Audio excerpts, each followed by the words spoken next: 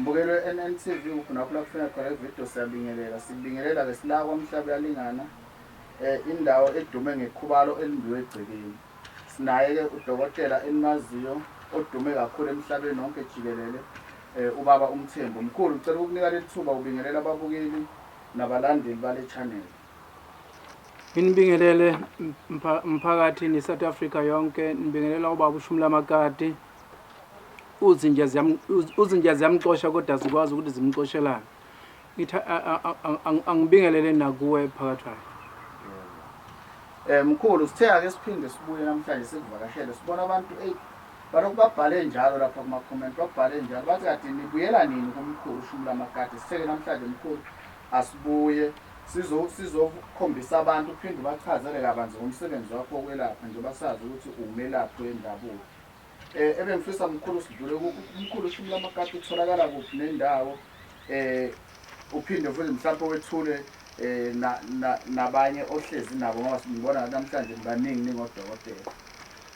Ya angibeke nje phakathi wayo ngaphambi kube ngenabe ngihlezi nabo umamdala lo ngasesandleni sami so esokunxela, umamncane lo ngasesandleni sokudla,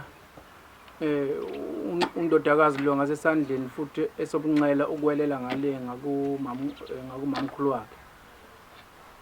Abantu engisebenzisana nabo okwenzeka ukuthi uma kwenzekile kwaba ukuthi ngiphumile ngithathwe indlela yokuphuma ngoba ngiphume ngiye kwamanye amazwe angaphandle, kube ukuthi mawufika uyabafica bakwazi ukuthi bakusize ngale ukuthi ulinde ukuthi ubaba ukhona noma akekho na.